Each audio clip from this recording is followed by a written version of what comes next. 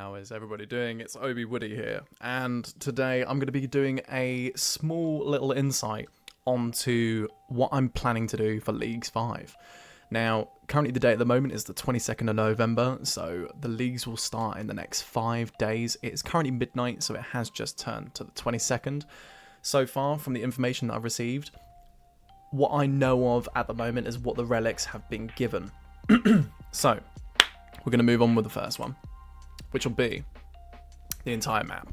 So if you guys have no idea how Leagues works, it's a temporary game mode that goes on for about 8 weeks, so about 2 months. And you get all these regions. Every single different region has different bosses with different perks and different bonuses. Now you can only pick a certain amount of regions during the entire leagues. As you progress through the leagues, you increase your levels with a massive, massive boost as you go through different tiers. The tiers will give you some sort of perk, some sort of stat increase, or some sort of bonus, if you want to see it in that way. At the end of the leagues, you then receive some cosmetic gear. You can either as a main sell on the GE or as an iron collect. But the main reason why I want to play Leagues in the first place is because it's a really fun game mode. You get to have a limited amount of resource that you can work with, and it goes on from there.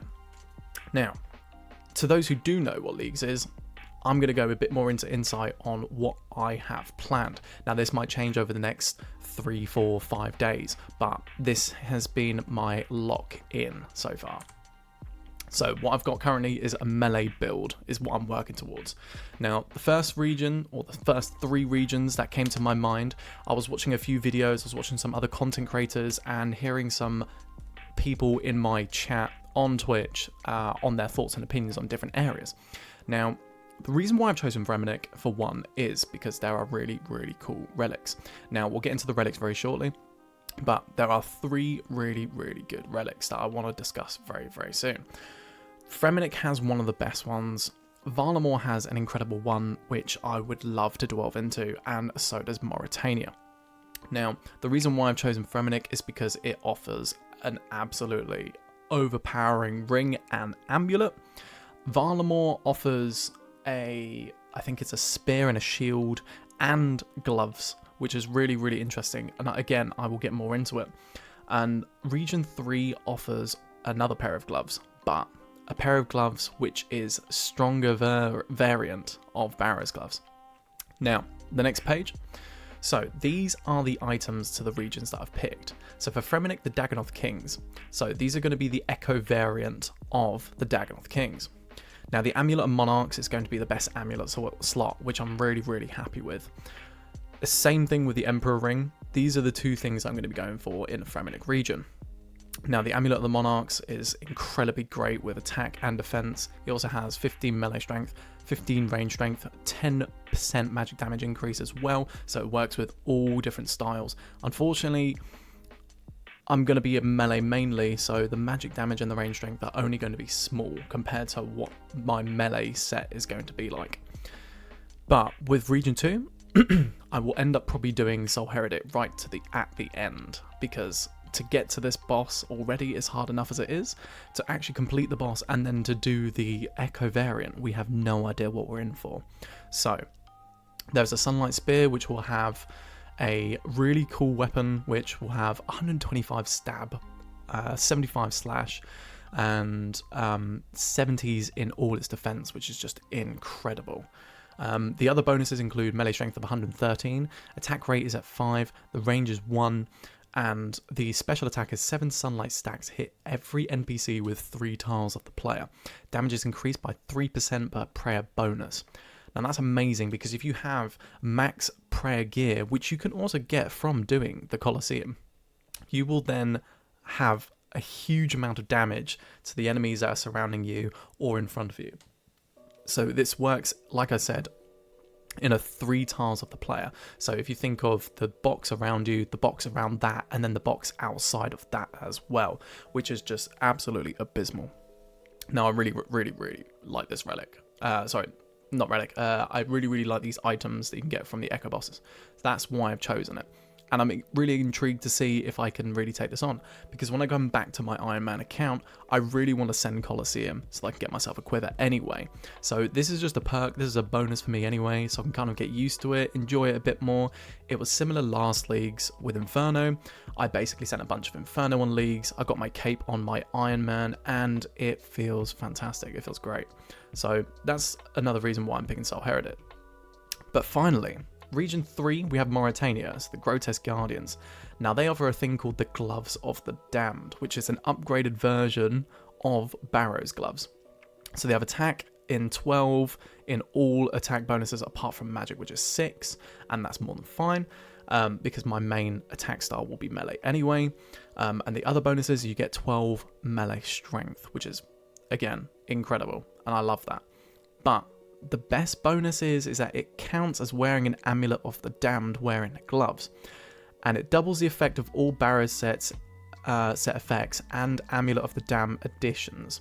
So I don't know if this will be affected with wearing an Amulet of Damned and gloves and it will stack, or if it just means that the gloves are the only thing that gives it its bonus. Either way, this is like the best of the best, and I will definitely take it. Now, Grotesque Guardians is quite simple, and so is Dagonoth Kings. That's why I'm planning to do these two Echo variants first, and then leave Soul Heretic for the end. But to the next slide, I'll explain how I'm theorizing my next plans. So the end game gear is this what it will look like. I haven't got a cosmetic variant of the amulet or the gloves, but you can kind of get an idea of where I'm coming from with this. So the Inquisitor, Scythe of Atur, the Echo necklace, the Gloves of the Damned, the Infernal cape, which I'll have on my back as well, the Urania boots, the Emperor ring, and a Blessing. Now, that'll all come together for the melee gear, and that should be the best melee gear I can get entirety of the leagues. I've also got a Derek set up here because apparently that works incredible as well, but we're going to find out later date when we actually get into the leagues. Now, I have a Slayer helmet here as well because I will be unlocking Mauritania, which will unlock me the Black Mask, which then means I can get Slayer tasks. I can also get an increase in bonus for XP and for damage as well, which is just fantastic. Mixed Hide. For range, the Echo necklace, the Gloves of the Damned, the Twisted Bow, and the Ava's Assembler. Now, obviously, the Ava's Assembler will be upgraded to the quiver, but I'm not promising anything about getting a quiver. I just keep my fingers crossed that I'm going to be able to get it. Otherwise, this league has discussed that we're going to be getting all 3 mega rares from any raid that you go into. So if you're in Tob, if you're in Chambers, if you're in TOA, all mega rares will be received from the chest if you get a purple. Now, you won't receive a mega rare weapon, you will actually receive a scroll which you can take to Lumbridge with you to then choose the mega rare of your choice, which I find amazing. I don't have any words for it, but it is incredible. It is wicked. I love it. And finally, we have our mage set. So it's going to be a Virtus set with Tumik and Shadow, the Echo necklace, like I said again, Gloves of the Damned, the Soul Wars cape, because I don't really think I have any other better choices for cape slots. So I'm thinking the Soul Wars cape is the best because it's got a better prayer bonus. But I may just end up using an Infernal cape with my mage gear. And then finally Wizard boots, because they've got the best mage bonus, and I don't think I need any other boots. I may just stick to Urania for the entirety of the leagues, but it will depend if I get the Rangers or if I get Wizard boots from medium clues. Anyway, that's the gear slot. Moving on, so the skills required. So I've kind of gone over this briefly and double and triple checked. I might need to quadruple check over this once again, but this is what I need. So I need 92 Slayer for Araxites. I need a minimum of 90 crafting for all jewelry, 77 rune crafting for blood runes, 84 construction for max boost building, 92 fletching for dragon arrows, and dragon darts or whatever, dragon ammo, basically. 80 agility for Fremi roofs. Now, I need to change this again because I've just realised that I can also do the Halatipolka, so 92 will probably be the best that I can do. But a minimum for rooftops will be 80 agility because that's the highest rooftop for example, if I'm looking to get Marks of Grace for something to, I don't know why I'd need a stamina, but it was a theory that I was thinking of. I'll also need 90 Herblore for super combat potions. I'll need 82 thieving for Vires and for blood shards. I'm also going to need 75 wood cutting for magic trees. Now, You're wondering why I'm talking about magic trees, and I've unlocked Mauritania, which means I also have Shades of Morton. Now, Shades of Morton have a lot of fire making experience, which can get me to 99 that way. It also gives me prayer, which is fantastic, and also cutting the trees in the meantime will obviously get me wood cutting levels. If I can attain magic logs in other ways, I definitely will, but for the meantime, it'll just be a source of cutting the trees or trying to see what boss drops them. But yeah, like I said, Shades of Morton allow you to get points, collection log slots, and if you get yourself zealot robes, you also increase your prayer bonus, which is amazing. And then finally, we got 95 making for magic pyre, red pyre for the Shades of Morton. Anyway, next slide. So we've got final relics. They're not finished yet, like I said, because I've got about 4 days left on this until the next few relics come out or until we get any new information. So we've got the tier 1 relic, which I've chosen for Animal Wrangler. Now, this, upon choosing it, will receive an Echo Harpoon, which is basically a crystal harpoon, which allows you to, on the following, it says here, on failing fishing a spot, you'll have a separate 50% chance to succeed, which is great, because it means less failing attempts. Items gathered from fishing are automatically sent to your bank, which I don't need to worry about having bank space, which is, inventory space, because I'll fish and it will go straight to the bank. Fishing caught will have 50% chance to automatically be cooked, which is amazing. And then attempting to catch fish 1 tick faster. So depending on whatever I'm fishing, it will be even quicker than what it originally is in the game. It will also use the fish that you don't require a harpoon to be caught, so every fishing tool that you use is this harpoon. You don't need anything else. That's literally all you need. And then finally, it will also work for fish. Alongside the Echo Harpoon effects, you'll get the following benefits to Hunter as well. So it uses not only just fishing as a tool, but it uses Hunter as a tool as well. So Hunter's traps will never fail, box traps and chin chompers faster, chin chompers are doubled as well, impling jars, they don't smash, and then lastly, you don't ever burn food. So no burnt food will ever come along, which I love. I think it's brilliant. Now, you're wondering like why I don't pick like wood cutting or mining, and it's because they don't offer a great amount of benefits that this does. And what I find brilliant about this as well is that it offers not only just fishing but hunt at the same time. So I get 2 levels, I can get to 99 quite passively, which I love. Another thing you're probably wondering as well is the chin chompers you're thinking are probably useless, but you can actually catch grey chin chompers on the Isle of Souls. Anyone can. Everyone can, because it's technically a Mistlin. So everyone will have Mistlin unlocked. You can use it there. You can obtain chin chompers from there if you want some quick range XP. So if you're a range build and you don't have any areas unlocked, for example, red chins or black chins or anything like that, you can use grey chins in the Isle of Souls. That's also one way of getting around it. There's another relic up here that I've chosen is Banker's Note. Oh my god, I love Banker's Note. I've never ever got bored or never hated Banker's Note. Banker's Note is brilliant. I recommend you look into Banker's Note, and if you don't, or if you haven't, then look into it and you'll understand why. Having this over Fire Sale is brilliant for the later game, but if you want to have lots of fun and you want to enjoy yourself and buy loads and loads of items for free in the game, then get yourself Fire Sale, because you can buy everything. But do remember, when you get Fire Sale, it will only allow you to buy a limited amount of things, and you'll have so much money to a point that eventually you're always using a bank. If you've got Banker's Note, you've basically got a bank in your inventory. But the item will allow you to note and unnote any items in Gielinor. You can manually use items in the Banker's Note to unnote or note them all, much like a bank. The Activate option allows you to note and unnote items in one action with a specified quantity. An object must be first used on the Banker's Note in order for this to work. You can customize how many items the Banker's Note will note and unnote using the quantity options. The Banker's Note can be retrieved and so on, so on, so on. So that's the reason why I'm picking it, because I'm allowed to stack potions, food, like loot that you get from different bosses, you name it, all in one inventory. And eventually when my inventory gets full, I can run to a bank and then deposit it into the bank. It's as easy as that. Very simple, very quick, very well and done. The next one I'm talking about here is Clue Compass. So upon choosing the relic, you'll get a Clue Compass. So the item will allow you to teleport to any stash unit and Valor the Bard, respecting the area unlocks. So if you have Kandarin unlocked, you can then teleport to Valor the Bard as well. But there were other relics with this Clue Compass teleport relic. So there's also one for banks, so you can teleport to any bank in the game, and there's also one which is Fairy's Flight, which allows you to teleport to any tool leprechaun, any farming patch, and any of those, like sort of like, you know, like Fairy Ring and the etc. If you want to look into it more, I'll put the link to the old school RuneScape website so you can actually have a look into it a bit more if you haven't already. But upon choosing this relic, it's just fantastic.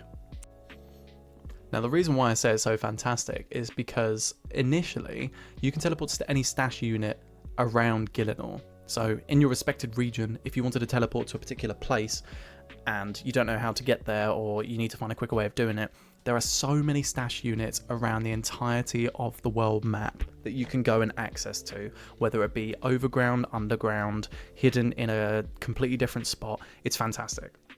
The reason why I've chosen this and not the bankers one is because initially you could use a stash unit as a bank teleport.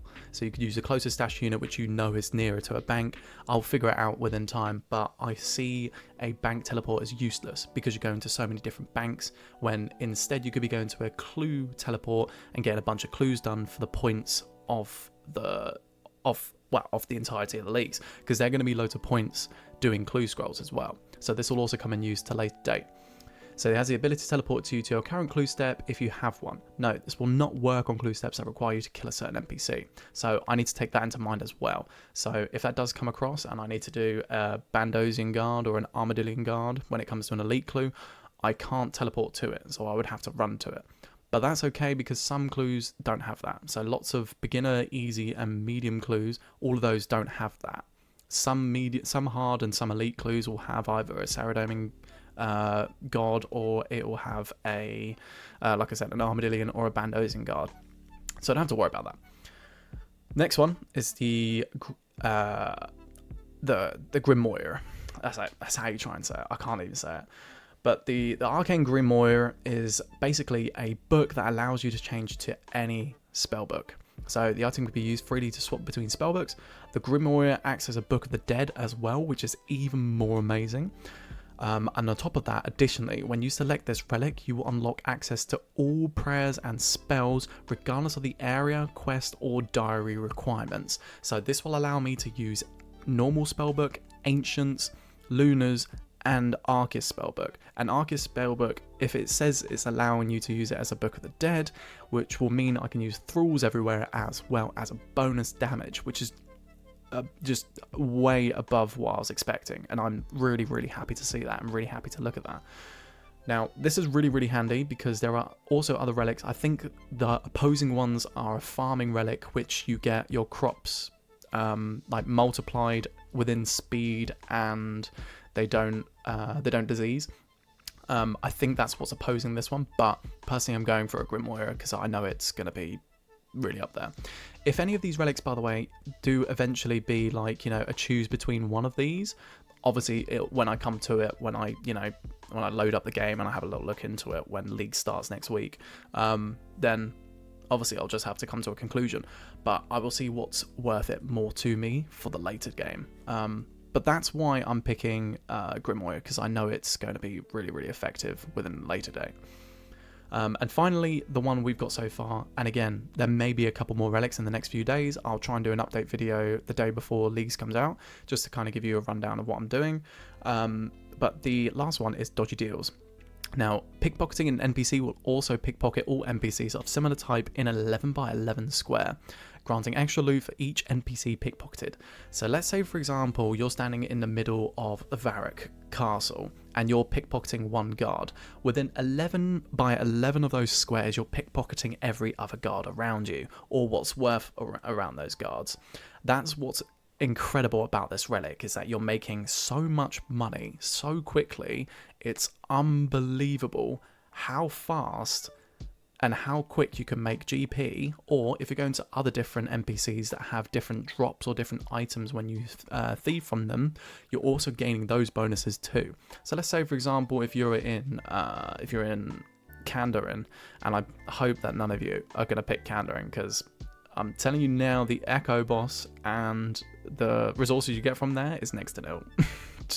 Do not go there.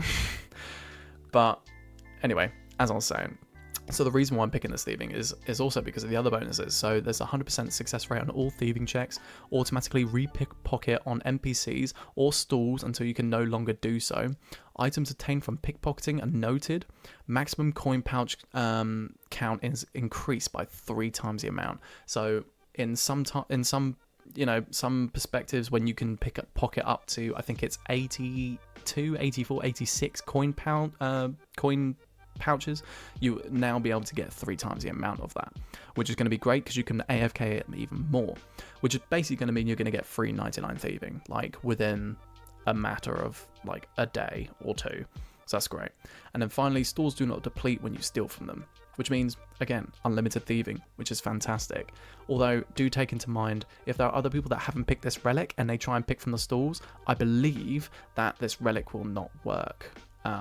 Like, to being AFK and thieving on a stall, for example. Reason being I say that is because I think that it's going to clash with other players, so do be wary of this, or do pick a region where you're happy with, which is going to be benefiting to thieving. So for example, I've got Fremennik. I don't know how many people will be picking Fremennik, but there's lots of stalls there. There's lots of stalls in Ardoin, but don't pick Ardoin. There's also, in Fremennik, you've also got the Dwarven area beneath. You've got Keldagrim, so you can also use those stalls too. But yeah, so these are the relics that I've kind of looked at and I've kind of chosen, and from what I can see, they're going to be their own separate relics. Keeping my fingers crossed. And if they are, I'm so glad that I've kind of picked these out early.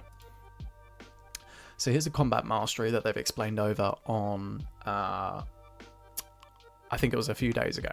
But the combat mastery, so you can spend your combat mastery points to unlock powerful style focus abilities, earn combat mastery points by completing assigned tasks, and up to a total of 10 combat mastery points. Each ability requires the previous tier of that style to be unlocked. Unlock a passive buff as you reach each tier for the first time. These passive buffs apply to all styles. So, I think these are the tasks that they expect you to do. So for example, unlocking the combat mastery points by completing the following task, which is defeating a giant, defeat 10 monsters with a combat level 100 plus, defeat Inscarius by yourself, defeat a monster with a Slayer level requirement of 55 plus, defeat Jad in the fight caves, reach a combat level of 100, defeat an Echo boss, defeat 2 unique Echo bosses, and finally defeat 3 unique Echo bosses. It also included Zuck as well, which is the Inferno. So as long as you can do all of those, you get all 10 tiers, which I think is going to be amazing. I'm so excited to do all of those, and they're more than possible to do. Everyone is more than possible to do those. Now, I think when they say defeat 2 unique or 3 unique Echo bosses, I think they mean the separate bosses that you choose for each region. So I don't think that means you can do Dagannoth Rex or the Dagannoth Kings 3 times. I think that means you have to do, for my regions, it would be Dagannoth Kings, it would be Grotesque Guardians, and then it'll also be Soul Heredit. Now, that I'm willing to give a go, and I'm not bothered by a challenge like that. It doesn't scare me. I'm not fearful of it. I'm fearless about it. I'm actually really excited to do it. But what's amazing is actually the tiers of the weapons. Now, I have grayed out these particular ones because I have looked over what's going to benefit me more, and because I'm going down the melee route, I'm going max melee with 3 levels of range and then 1 mage. Now, I know a lot of people are doing a similar thing. I think I was watching over at Boaty video and he's going to be doing a similar thing. But I've designed this where, yeah, I've basically laid it out perfectly. But the passive tiers goes from tier 1 to tier 6, but in all styles. So if you unlock tier 1 to tier 6 on melee, you get passive tiers for all of the relics. It just means that you won't get the main tier for that style, if that makes sense. So if you get tier 6 on melee, you get technically passive tier 6 for mage and range. But do take in mind that you won't get the tier 6 for the range and tier 6 for the mage because you haven't chosen these. That's why I won't get them, because I haven't chosen them. But with tier 1, passive tier 1, you get 95% chance to save weapon charges, ammunition and runes. Great. Tier 2, healing from all sources increased by 20%, amazing. Tier 3, accuracy with all stars increased by 100%. Tier 4, damage taken is reduced by 15%. Tier 5, prayer point gain from all sources increased by 25%. And finally Tier 6, which attacks with all stars now have 60% prayer penetration. So I'm guessing maybe things like Akka in TOA has a 60% prayer penetration, I think. I think you'll be able to use mage and range against him instead of just meleeing him. So you're going to, I don't know, there'll be some techniques, something around that. But there are obviously other bosses which have prayer over their heads, which you can then penetrate through, because it will have your passive tier 6 you can go against, which is great. So for the tiers for the melee, so I've got melee hits have a 25% chance to roll damage twice and take the highest result. Melee hits have a 10% chance to generate an echo hit. Additionally, melee hit 50% max hit, respects accuracy, PVMing only. Melee and tier 3 melee has attack rate set to 80%. So instead of saying, for example, a scythe being a 5 tick, it'll drop down to a 4 tick, which is pretty cool. And it's a similar thing with the T-bow for the range relic here, so it's very, very similar. And then the melee hits for tier 4 have a 5% chance to heal 40% of damage dealt, which is sick. I love that. That's just passive healing sat right there. It's great. Tier 5 melee attack rate set to 50%, rounded down above 5 tick, rounded up below 4 tick. So what this means, it's hard to explain, because the thing is, we're not in the game to experience it as well, but initially your weapon speed will be even quicker as your tier relics are upgraded. And if you can see here as well, at tier 6 you've got your chance to generate a melee echo increases to 20% as well. Now this is the most interesting part here, because we haven't experienced the echo bosses yet. We'll be able to well, it says here generate additional echoes. Now, I believe when it says echoes, it doesn't relate to the bosses. It's talking about something else. I still don't know what it means, but I hope I get to understand it better. But I'll read it again. So your chance to generate a melee echo increases to 20%, and your echoes can generate additional echoes up to 8 times in a row. So I'm guessing an echo is like a bonus of damage, or maybe it's like another form of thrall. Again, like I said, I don't understand what it is, but I'm interested to see what it's like, because as I kind of go through the top tier 6 tiers, I can get the first 6 complete. Because I can leave the echo bosses and Zuck for the end, but I can do everything else and then get up to tier 6 for the melee. And I think this will be really, really interesting to see. So moving on finally, so the tiered relics and the region order, which I've basically picked. So you've already seen what I've kind of gone over here, and the regions that I've picked in order. So I'm going to be picking Varlamore first, it'll be Fremennik second, and then Mauritania third. And by the way, feel free to pause the video at any time if there's anything you want to go back on, or if you want to look into a bit more, because because sometimes I can speak a bit fast, but sometimes I can blabber on. So also feel the need to skip forward if you want to as well. I hope I've kind of given enough in-depth. I do apologise for the video being really, really long, but I hope that you have got some insight to kind of like what my strategy is. So the quick rundown is that I will be a melee build with Fremennik, Varlamore, Mauritania region, because I want the Amulet of the Monarchs, the Emperor Ring, the Sunlight Spear, Sunlit Bracers, and the Gloves of the Damned. That's the max gear that I kind of really want to go for. Those are the stats that I really want to work towards, because they're going to be like the minimum requirements for the best things there. The relics that we got so far from the 21st of November, the combat mastery that I've decided to pick, what I've kind of got so far with regions and relic. I want to thank everybody that has stuck around for this long through the video. If you have enjoyed, please do drop a like, please drop a sub, comment down below what regions you're picking, and what sort of build you're picking as well, because I'm actually quite interested to see what everyone else is deciding to do. If you're playing to have fun, then I wish you the best of luck. I hope you enjoy this leagues just as much as I hope I do as well. If you ever do feel stuck, or if you ever do feel confused, or you wish to have some tips or tricks, feel free to jump along into my stream. I'll be streaming this every day. Well, almost every day. I'll be taking a day or so here and there off, so I can take a nice break. On leagues on Twitch. So if you check out my stream, which is twitch.tv/OBWoody, and then I'll be there to answer any questions that you do have. But I hope you enjoyed. Enjoy the ending of the video, and I will catch you in leagues near you. Good luck.